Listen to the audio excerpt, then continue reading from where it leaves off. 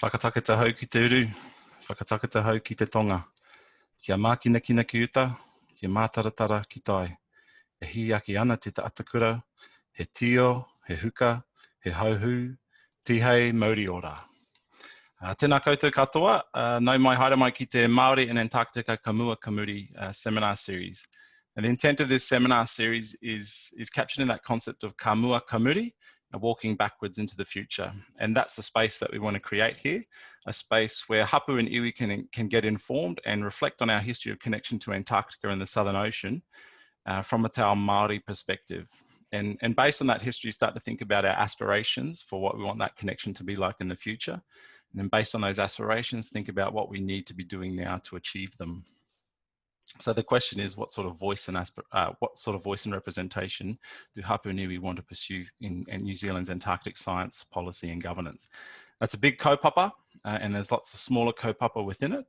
But we hope that this seminar series, the website and the research project more generally creates a space or a platform for us to do that as a collective.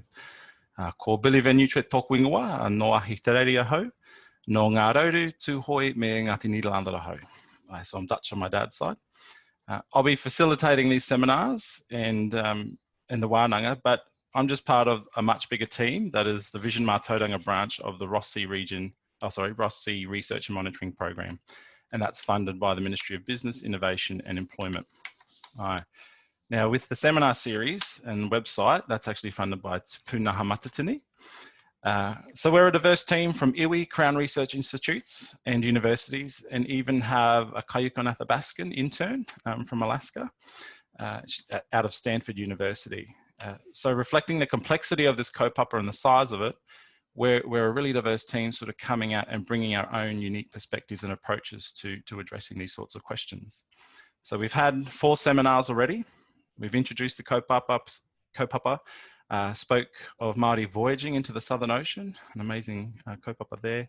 How the Te Ao Māori lens on Antarctic science can really deepen our understanding of our connection to Antarctica. We saw how Antarctic ice melt may affect coastal communities in Aotearoa. And you can engage with those now on the website. It's taking a little bit of time for those videos to upload, but some of them are definitely available for you to go and interact with now. And today we have 2 more seminars from experts on fishing activities in the Southern Ocean and management of the Ross Sea Marine Protected Area. Now these are really key points of interest for hapu and iwi that we know that people are going to jump in on. So first up today we have Jack Fenaughty, and many of you won't need an introduction to Jack. My first encounter with Jack was last year at the New Zealand CAMLA, as part of the New Zealand CAMLA delegation. And it was really clear from that experience that Jack's got mates everywhere. And that's really reflective of his personality, but also his wealth of experience in the Southern Ocean. He knows a lot. He's been doing this for a long time. And before I pass over to Jack to lead us through his presentation, I want to remind you all this is a 2-way conversation. So if you have questions as they pop into your head, just chuck them into the chat channel and we'll come back at the end of the presentation just to facilitate a question and answer session. So all that's, and I should say to any partai, whether it's in the reo or in English, that's all good. Scylla's an amazing, amazing linguist. So we've got that capacity on board. So please feel free to ask questions in whatever way is suited to you. So all that's left to say is tēnā koe, Jack. Thank you for coming on board and welcome you to the stage. Now, if you wanted to just take control now, and we'll fall away and come back at the end and facilitate questions. Kia ora. Kia ora, Billy. I'm going to just, for you people watching, this is my first presentation, so you just have to bear with me here. Okay, so with any luck, we have the presentation on screen. Come back and tell me if we haven't, Billy. You'll just have to hit share, Matua. All right, so if you're on the share screen. Yep, I've done that. Select the screen and then hit share. There should be a share button on there as well. Okay, hang on, Billy. Murphy's Law, eh? Oh, share, there we go. There we go, we got you. There we go. Awesome. Okay, so tēnā koutou. Ko Jack Fenaughty, tōku ingoa. And so just a brief introduction. Thank you very much, Billy. Unfortunately, I wouldn't describe myself as an expert because I think I've always been let down by people described that way, but I would describe myself as a bit of a hybrid, having spent about half my working life as a scientist and at sea and the other half as a fisherman. So you could really say I'm either a fisherman who knows some science or a scientist who can fish. But just to be clear, I think you can be a great scientist and not know a lot about fishing, but I'd suggest that most of the good fishermen that I know are also scientists. They probably don't know it, but they have the ability to faithfully keep records. You know, they're experts in the weather and meteorology and things like biology in terms of things like vessel stability, navigation. So I would tend to align myself, I think, as being a fisherman who knows a wee bit about science. And you'll have to understand that this presentation only reflects my experiences and knowledge, and I could and have been in the past quite frequently wrong, but my good friend and colleague Matt Pinkerton will be following this presentation, and I'm sure he will be very tactfully able to correct any errors that I'm going to make at this time. So given the fact that I've only got half an hour maybe to try and get through all this, which is quite a big field, I'm using the tried and true method that the nuns belted into me about 60 years ago, which is using the who, what, when, where, how, and why method. So, so we're going to go that way. But the first slide here is just to try and put things into a bit of perspective. And I've put a timeline up on the screen. Now, hopefully you guys can see it. I don't know if you can see my cursor, but it all went back to about 1996. When Sealord and Sanford, two of the big New Zealand companies, talked to the New Zealand government to put an application into CAMLA, the management organisation, to potentially look at going fishing down in the Ross Sea. There had been some work done before that. There'd been obviously quite a lot of whaling. I think New Zealand was involved in some of that in one way or another. But this is the first real fishing that took place in the Ross Sea. So the first application, say 1996, and they sent a boat down in 1997-98, which was a good move to start with. But unfortunately, there was still a limitation on how they could fish. Now, using the long line method, CAMLA had quite rightly decided a number of years before that setting in the daytime was hazardous to seabirds. And of course, I'm not too sure whether they forgot to change the legislation or somebody just missed it. But obviously in the Ross Sea, being a lot further south than anybody's ever fished before that, there was 24 hours of daylight. So they really had to wait till about February, March before they went down there. And consequently met the ice coming back and didn't catch a lot of fish in that first year. Second year went a wee bit better with a vessel called the Lord Auckland. And then in 1998, Sanford and Sealord, Royce's Fishing at the time, purchased two purpose-built vessels for working down there. And I'll cover why they're purpose-built a bit later in the presentation. But they invested a considerable sum of money and got a hold of two vessels which were actually purposely designed to work in polar conditions, called the Fenaughty 2 and the Janus. So really from about 1999, 2000, or 2000, 2001, so the seasons are split because it starts in December of one year and finishes later in the next year. Things really got underway. And it reached the level of New Zealand having 6 boats involved in the fishery in 2002. As we progressed a bit further, things carried on at a reasonable scale. So if you go to the bottom of if you can see the bottom of the slide I'm showing here, it actually shows you the number of vessels that have been engaged in the fishery over the years. Now it's over 20 years worth of work there. And if you look at the red bits on the top of the bars there, that's the New Zealand number involved in fishing down there, and the blues everybody else. So you can see that 2002 I think was the year. 2002-3 we had probably the largest number of New Zealand vessels involved in it. The only other, well, there's two main other things that we need to pay attention to. So first of all, in 2010, New Zealand, with a number of other like-minded companies down there, spent a considerable amount of time and effort and got the Marine Stewardship Council certification, so MSC certification for down there, which is a pretty big effort. So what that represents is a certificate that's applied to wild fish or seafood from fisheries certified under a very strict standard of science-based requirements for sustainable fishing. And it requires a certified sustainable source. For the fish in each MSC certified fishery has to be independently assessed on its specific impacts to wild fish populations and the ecosystems. So that was a pretty major effort on behalf of New Zealand and the associated companies from the UK at the time, and that progressed to a number of other countries. So that certification was renewed in 2015. They had to go through the whole process again, and it's currently underway for 2020. And the other really significant thing that happened was in 2017, the MPA was implemented down there, and we now have the Ross Sea Region Marine Protected Area, which I'm sure Matt will be covering in more detail.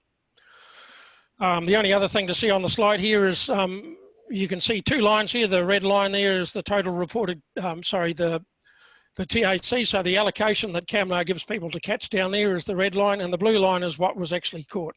So you can see in the early years, probably the first 10 years really, that the amount caught was well below the level that they could have taken. And that was really just a reflection on the number of boats working down there, and also experience that needed to be gained in order to catch the fish. And you can see probably for the last 2/3 of the period of the fishery, with a few minor deviations in that, the TAC and the amount caught have been really close together, but always below what's been allocated by CAMLAR. So moving on, if I can. There we go, next slide. The context here is who. Okay, so I said who, what, when, where, and how. So we're looking at who here.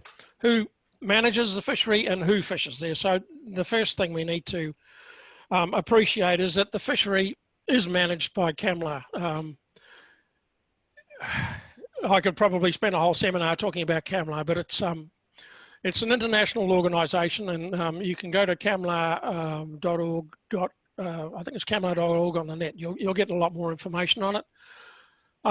It was the first international regional agreement, fisheries agreement, to incorporate an ecosystem management approach.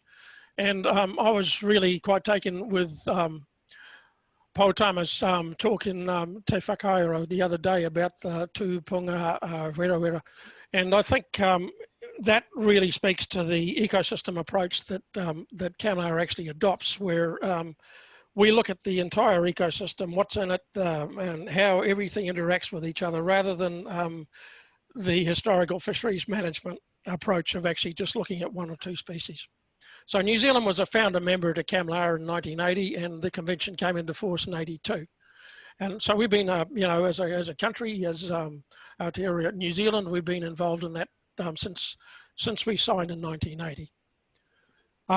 And if you look at the slide here, I've actually put a couple of arrows. If you look at the, looking at my screen, the right-hand part of the side, and this is the New Zealand involvement. So we have MFAT, who's responsible for New Zealand's overall interest in Antarctica and the Southern Ocean, and their main roles are pursuing New Zealand's interest in the Antarctic Treaty System and coordinating policy advice on Antarctica and the Southern Ocean. But we also have MPI, the Ministry for Primary Industries, who do some of the nuts and bolts stuff, like administering the government funds allocated for research, to look at things like licensing and vessel inspections and legislation in terms of going forward through to CAMLAR, and they work very closely between MFAT and MPI.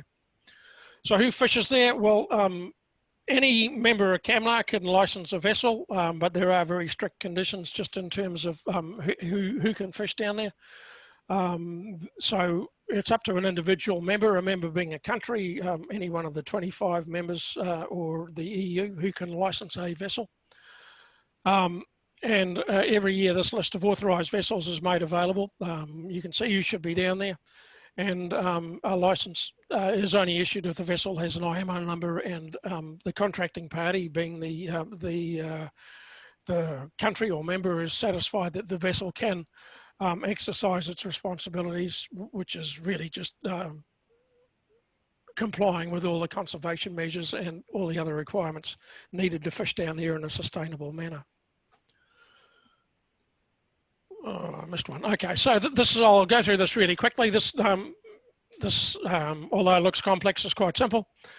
Up here we have pretty much day zero from when fishing started in the Ross Sea. And in order to protect the innocent, I haven't named the vessels, but this is the country of the vessel that was fishing there. Now, if you look at the top here, you can see the first two ones have been fishing pretty much from the day one, and they're still fishing there. And those are the two New Zealand vessels, Fenaughty 2 and Janus. So you know, it's quite a remarkable achievement, I think, just in terms of how the vessels were maintained, and also the original builders of the vessels, that those boats are still operating down there in a really efficient manner. What do we catch? Okay, so we catch Antarctic toothfish. An Antarctic toothfish is, if you can imagine, a 5-foot blue cod. Really, it's probably slightly related to that species, but typically they're about 1.4, 1.5 meters in length, and the average fish weight is around about 30 kgs.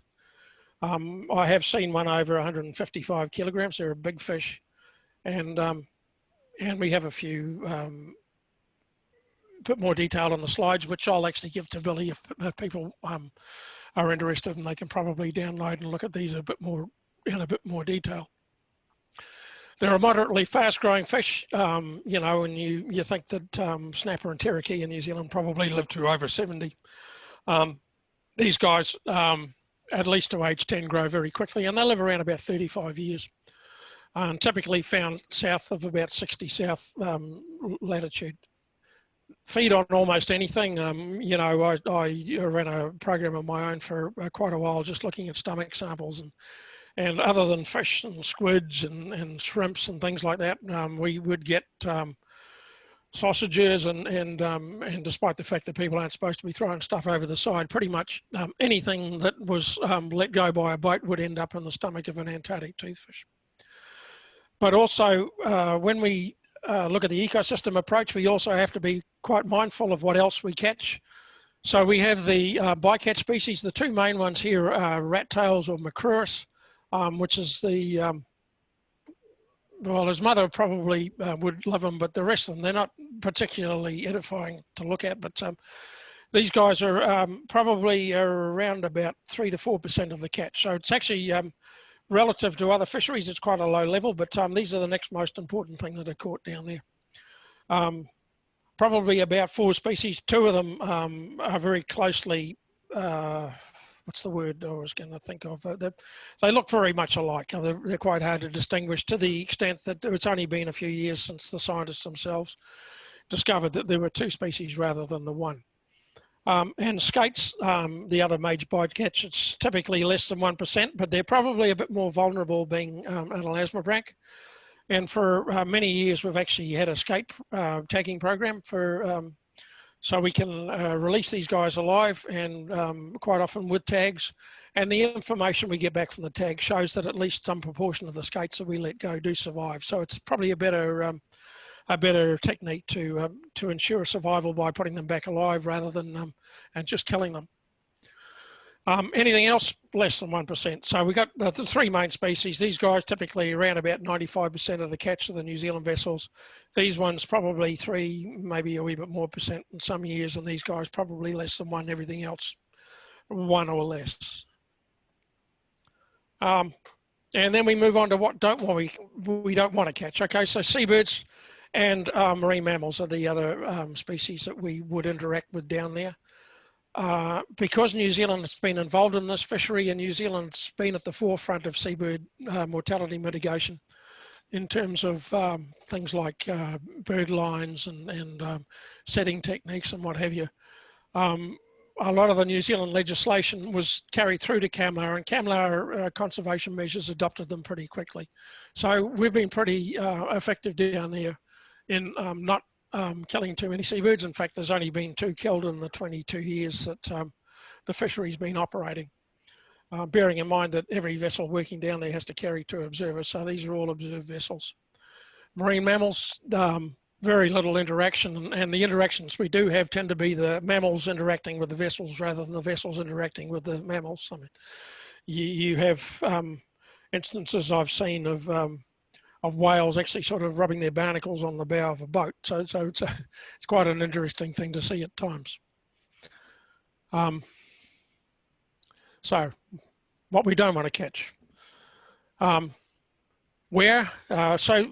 put this slide up here. This is the Ross Sea Marine Protected Area, the MPA. I'm sure Matt will be talking about this a bit later on. Before the MPA came in, we did some serious analyses as to what area was affected by fishing or impacted by fishing, and this was even prior to the MPA. So effectively, there was about 3% of the Ross Sea area actively fished, or 64.4% closed to fishing in the area that we would call the Ross Sea region. Of that, 10.7% of the area was also closed because we have a limitation on fishing, because inside or shallower than 550 metres, there's a much higher number of vulnerable marine ecosystems. So the VMEs, the things on the bottom which are fragile, are a lot more prevalent. So there was a measure put in place to actually make sure that fishing stayed outside 550 metres. So this is before the MPA. After the MPA, other areas have been closed, which would further increase the protection that's afforded to those areas. So this is the second where. So this is just a slide to give you some idea of where, of how the allocation is made for fishing.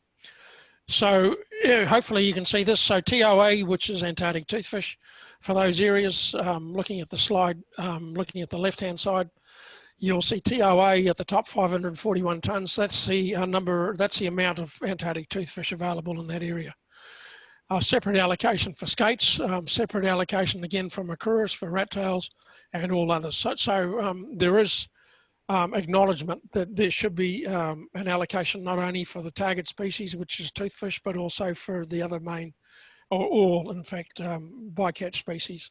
And that fishery has at least 1 year been shut down because there were too many makuras caught. So although the target species wasn't fully caught, the fishery shut because they'd caught too many of the other species.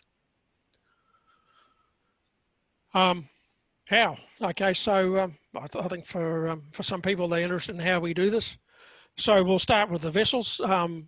The vessels are very, very specialised in terms of how things operate and actually how the vessels are put together.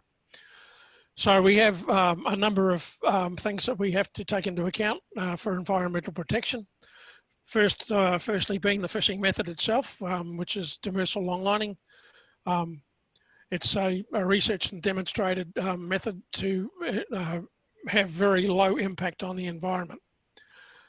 The vessel hull, before it leaves New Zealand, the vessels are inspected by divers, and any fouling organisms that you may find on the bottom are removed. So we don't take anything down there that shouldn't be down there. All processing waste and bycatches retained aboard. This is to avoid attracting seabirds, among other things. We use thawed bait, which thawed bait actually sinks quicker than frozen bait. Deck lights when it gets dark down there after March. In order not to attract seabirds, we use very well-tested seabird mortality mitigation techniques, such as the use of Tory lines, a bird line, use line weighting to make sure that the hooks sink out of sight of the birds, get out of the bird's reach as quickly as possible. Strainers over all the factory bilge outlets to stop little bits of offal going across the side. Don't use poultry products because you can cross-contaminate the seabirds down there with some of the diseases from poultry. you know, the cook, for example, all the biodegradable waste materials have to go through a very small macerator so that they're no more than 10 millimeters in size before they go out there. All garbage is retained, and there's a record kept of everything that's actually on board, so that this is checked off when the vessel gets back. Likewise, sewage, there's a sewage pollution prevention certificate, and all vessels carry an international oil pollution prevention certificate. So there's a raft of measures to make sure that the operation down there has a very low environmental footprint. But the vessels themselves, obviously you don't send a vessel down there into sub-zero temperatures without it having some form of modification. So in the dark, you know, ice is a big problem. So we have special ice lights, which are designed to light up ice at sea. A big array of those on the foredeck there up on the mast.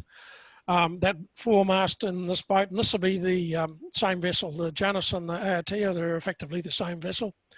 Circulates warm air up through the mast there in order to stop icing. We have trace heating in all the wheelhouse windows. Special advanced upper radar, so you can actually track numbers of icebergs and where they're going at the same time. Very sophisticated ice websites are now available, so we can download real-time ice conditions and see what's going on. Heating, obviously, for the crew. Given the half hour, I probably won't need to go through all this, but the point I'm trying to make here is that these are very specialized vessels and specifically built for what they do down there. And the investment by the companies originally to do this was quite extensive. How do we fish? So the method, as I alluded to before, is demersal longlining. So a long line effectively is just a branch line with a hook on it, which attaches to a main line on the bottom. The schematic here just shows you, you know, each end of the line is anchored to the bottom by some form of weight chain or a grapnel, and but connecting these is a main line. The main line actually has a number of hooks and snoods coming off it. It's recognised as being what they call a life method, a low impact fuel efficient method, because you're not actually dragging stuff through the ocean and using a lot of fuel. It's a passive fishing method, so you just set this on the ocean floor, leave it for a certain amount of time, and then come and pick it up again. And because we use hooks down there, and the hooks are of a certain size, and only certain things can get on the hook, it's a selective fishing method. It doesn't catch everything, it just catches hopefully what you're after, and as I alluded to before, some degree of bycatch like the macruris and the skates. Because it's individually caught and board to board and frozen immediately, it's a very high quality product. So here we have a schematic of the gear, so you can see the branch line, if you like, the main line there with the crimps, and then the snood or the little branch line coming off with the hook on it. And if you look to the right-hand side with the photograph there, you can see the blue things hanging down. So the hook itself is actually on that big rack there we call a magazine. And the snood, the blue thing there, and you can see the white at the bottom, that's the integrated white integrated line, that's the main line itself.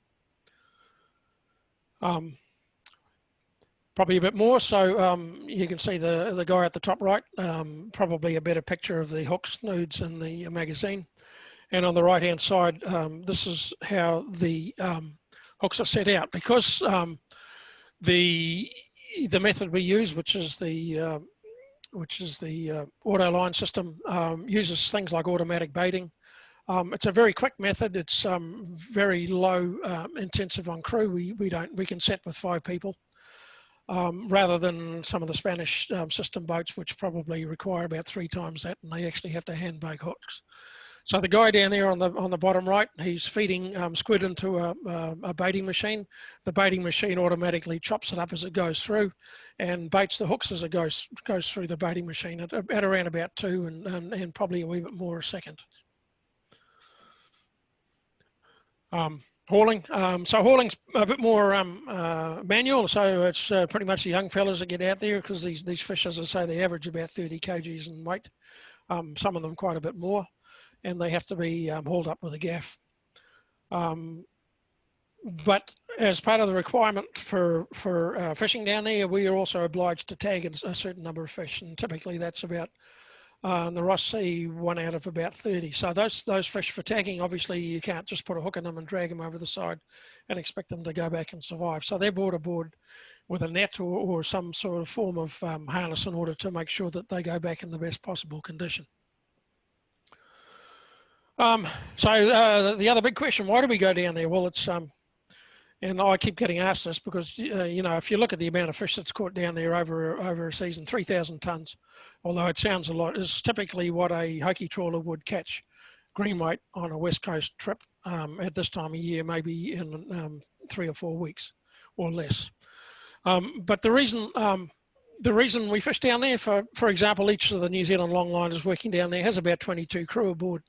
And if you take into account the additional trip-off crew, so we were really supporting about 30 families or whānau down there in terms of that.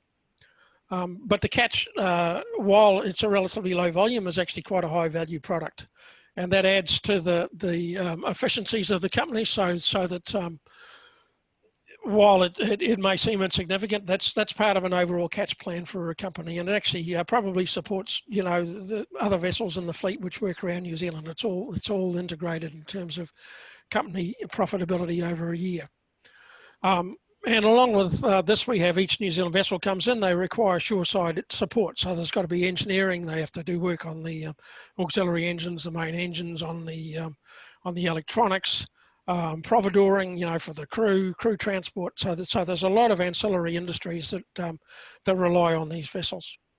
And I think, hopefully I alluded to it before, there's a very high requirement as part of the ability to fish down there. We also have a responsibility for providing research. So a lot of the research data that underpins things like the MPA, camera management, and a number of other things actually comes off the back of fishing vessels, New Zealand and other that work down there.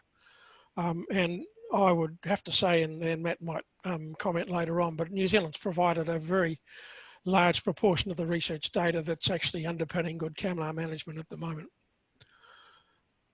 And finally, from my perspective, once you get down there, it gets its hooks into you, really. It's just a magical place, and it's really hard not to go back and see it again. And I stopped going down there in 2013, and you know, part of me still misses going down there and hearing the stories from people.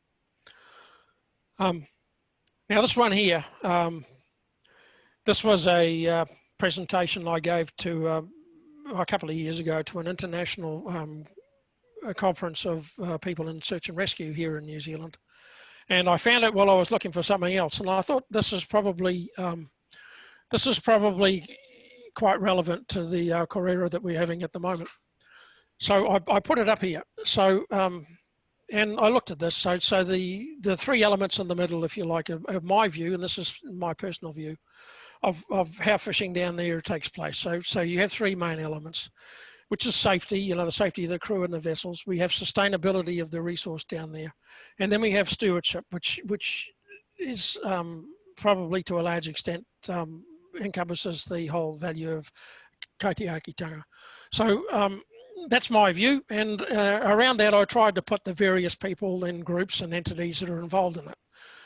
So we have the ENGOs, we have the certification body, if you want, the MSC, government, MPI, MFAT, and Department of Conservation, management bodies such as CAMLAR and SPRIFMO, because toothfish cross the border at 60, research providers like NIWA and the universities, government, and, you know, industry and what have you. So so I looked at this and I thought, okay, so Maori involvement in this, so where do I see that?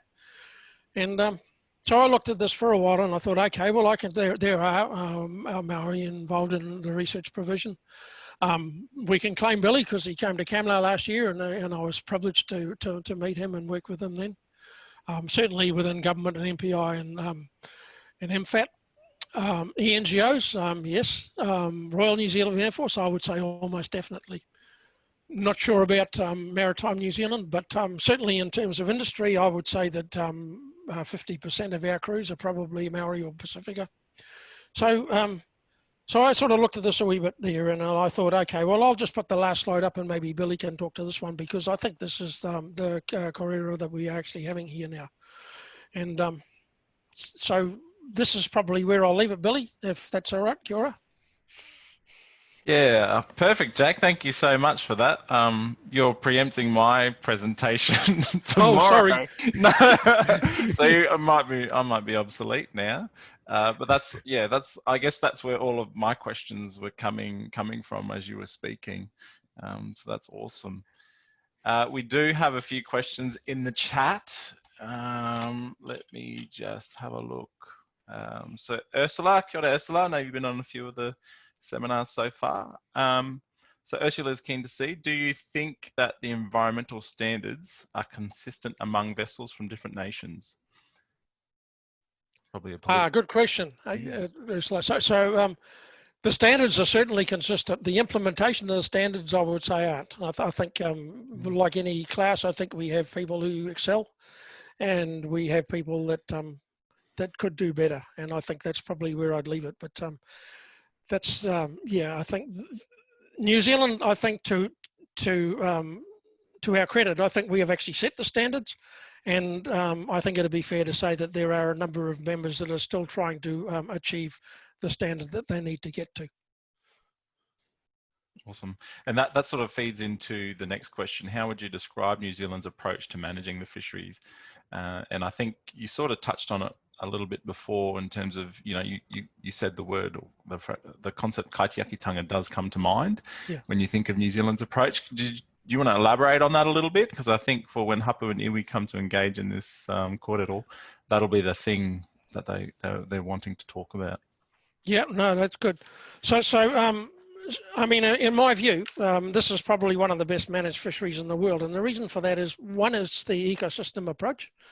I think is really, really important. And as I say, that Pautama talked about the pūga, whatever, I think if we could actually apply that in New Zealand fisheries, I think we'd do better here. I think to my personal view, and this is only my personal view, is that the Ross Sea is actually probably managed at a better level than New Zealand fisheries because of that concept of ecosystem management.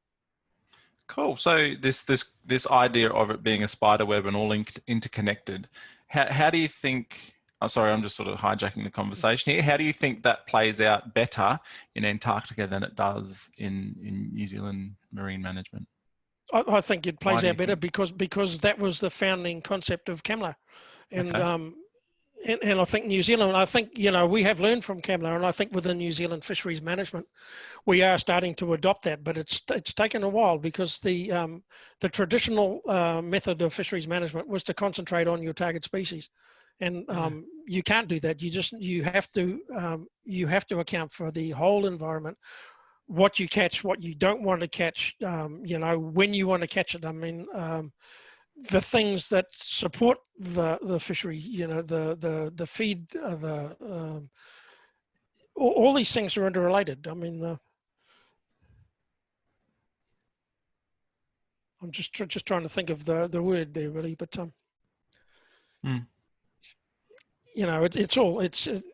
I think personally, I think Pautama got it right. I mean, that's exactly what it is. It's a web. I mean, and Matt will talk about a food web, and that's exactly what it's about. Yeah, cool. Yeah, that's a really interesting conversation about why that sort of manifests in CAMLA more so than that holistic sort of thinking and built into policy. I find that fascinating. So the next question was a practical one. So Ursula, who inspects the vessels, and how is the report line to make sure all standards are followed? Okay, so this is slightly outside my scope, but effectively any vessel that comes through New Zealand is inspected by MPI inspectors. And I know when they go down to the vessel, I mean, these guys are pretty right up there with the current conservation measures, and they would normally have a checklist that they go through as they go through the vessel to make sure that everything's ticked off. And they look at things like the Tory line, the bird lines, to make sure that they're on board. They check things like the strapping on the boxes and what have you to make sure that there's no strapping, because that's an issue. So effectively, all the straps have to be cut off before the vessel sails. Yeah. They look at even small things like whether the vessel actually has a copy of the conservation measures on board. So I can only talk to the New Zealand experience, but MPI actually carry out that on any vessel that comes through a New Zealand port. Okay, cool. Thank you. And Pete Russell, I think Pete's feeling a bit hungry and wants to know, are all parts of the fish used? What happens to the fish heads? No, the fish heads and Aotea, and it's a very high lipid fish. Yeah, it doesn't make very good fish meal, but the Janus and the Aotea, for example, both carry fish meal plants, so that the parts that aren't used, which effectively are the head, yeah, they go to fish meal. There's at the moment, they're not used. We use the cheeks, so we take the cheeks, we take the back of the head. So effectively, if you know anything about conversion factors, 1.53% of the fish ends up as the trunk, and then we take the collars as well, and we also take the cheeks. So it's effectively the head without the fleshy bits is what goes into the meal plant. Yeah, cool. There you go, Pete. You're out of luck, mate. Silla's asked the question, I think you've already answered it with your final slide. How many Māori participate as part of the fishing fleet? So you said around 50%. I think that's quite a so this is from the boats I work on, but you know, in terms of the New Zealand fleet, I can only answer. I mean, obviously but the boats I have sailed on, and typically it's the Sun Aotea too, I would say, and I'd have to go back through the crew records, but something like well over 50% of our crew would be either Maori or Pacifica, I think, and most of the Pacifica at the moment are probably from Tonga. Right. That's really cool information. I think we've had lots of conversations before about, you know, connection to place. And when I speak about Antarctica, the first question I get is, have you been down there? And my answer is no. And from a Māori perspective, you know, that connection and having been there is really important. So I think there's, you know, having so many people been on these fishing fleets and this experience and connection to those places is a pretty important thing. Do you know if that data is available and freely accessible? To sort of say how many? Probably not really. No? Yeah, I don't think. I mean, we're going back over 20 years here, but I mean, you may have. I wouldn't want to get involved in issues about who's on board the boats and what their ethnicity is. But I think you could, Silla can actually contact the companies directly, and I'm sure that they'll probably be willing to assist. Yeah, cool. Cool. So Ursula, there's quite a big group actually at Gateway Antarctica watching this. So the question Ursula has asked. You mentioned that CAMLA's management of the Ross Sea is exemplary on a global level, and that New Zealand contributes to the management of the Ross Sea in terms of data contribution, etc. Do you think that New Zealand has a lot to learn from CAMLA in terms of more sustainably managing fisheries here in Aotearoa? Boy, that's a good question. And I'm trying to answer that now. So there's two questions there. I work probably the last 15 years. I've been part of the New Zealand delegation to CAMLA, and all the people I work with are all willing to learn. I think that'll be the short answer to that. And I think it speaks to the answer I gave earlier, that in my personal opinion, that New Zealand is slowly adopting, but still has to catch up with the original concept of ecosystem management. Now, to be clear, CAMLA adopted ecosystem management initially because there was a lot of concern over krill fishing, and krill being the basis for all southern hemisphere or southern ocean ecosystems. Obviously raised a few alarm bells as you know, what happens if we go and catch all the krill? What's going to happen to everything else? So they probably had a head start in the sense that the original convention was put together on the basis of trying to make sure that we didn't actually harm the whole basis for the southern ocean ecosystems. But in terms of, I think we're willing to learn, and I think the people that attend CAMLA and also the scientists that feed into CAMLA, yes, there's certainly a huge acknowledgement that there is things we can potentially do in New Zealand. In terms of how we implement that into policy, this is well outside my sphere of experience, and you may have to get somebody else to answer that. Yeah, cool. I think that's definitely sticking in my mind. And we're actually running a little bit short on time, so I might just hijack the last question if that's cool, and come to your last slide that's still on your screen. I guess this conversation about what the governance looks like in terms of science policy and governance, New Zealand's presence in Antarctica and the Southern Ocean is really complex. And I think you've represented that complexity here. And it's quite difficult for people coming into this space to go, okay, well, where do I fit? How can we influence? And I guess that's one of the main things to come out. We want to come out of this corridor, like you said. So do you think it's possible to having that mapped out? And I've seen different versions from different people, and I'll present my version tomorrow. I guess, can you pinpoint where you think the Māori voice sort of sits amongst that on that slide, and where you see those opportunities for it to sit in the future? Now that's the worst question of the afternoon, Billy, because I've spent a lot of time thinking about that, and I really haven't got an answer. You know, as I say, there are areas in which Māori are represented now.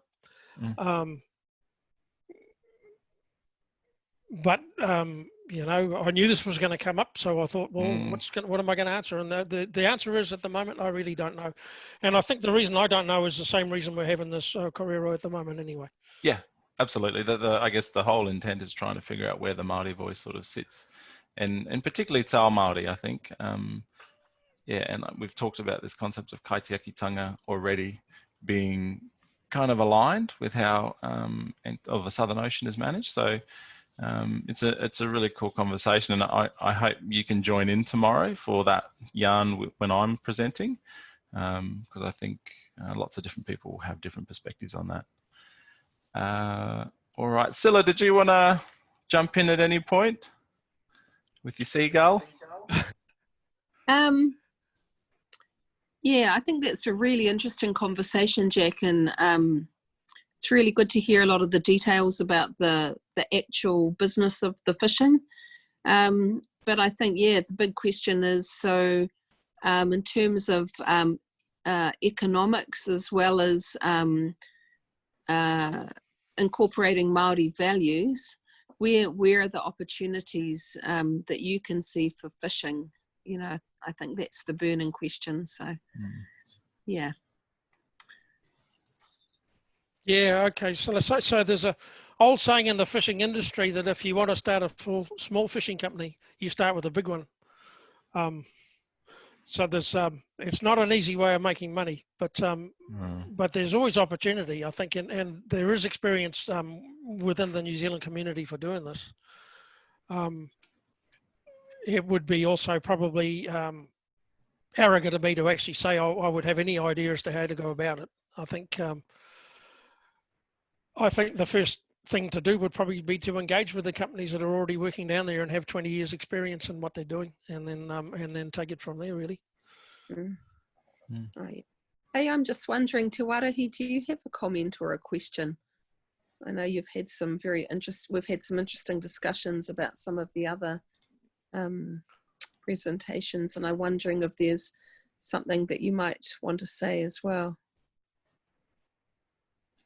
Is he there, or is he gone? Not sure. Can't see him. It's all right, I did that. Oh, there we go. We are running short on time, so I might actually close there if that's all right, Scylla. You cool with that? Yeah, totally. Hey guys, cool. I was conscious of the fact that I probably went through this pretty quickly, so I'm sorry if it was a bit unintelligible. No, that's why we record it, Jack. That's right. So yeah, we have recorded this, and we'll upload it to the website, to the page where Jack's presentation is advertised. So please engage with it there. That'll happen overnight, hopefully.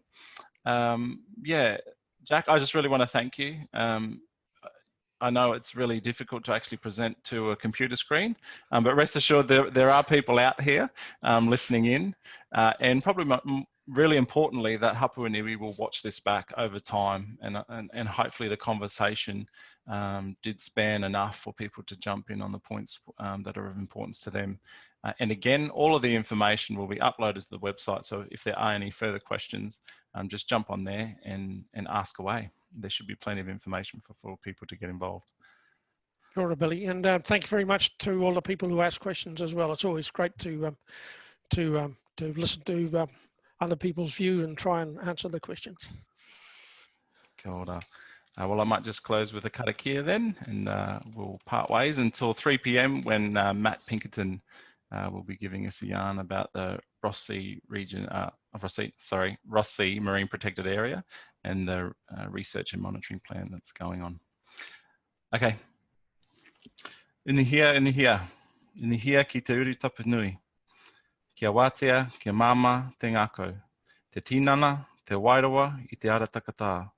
Ko ia rai rongo, whakairia, ake ki runga. Kia tīna, hui e, tae ki e. Kia ora tātou. Kia ora.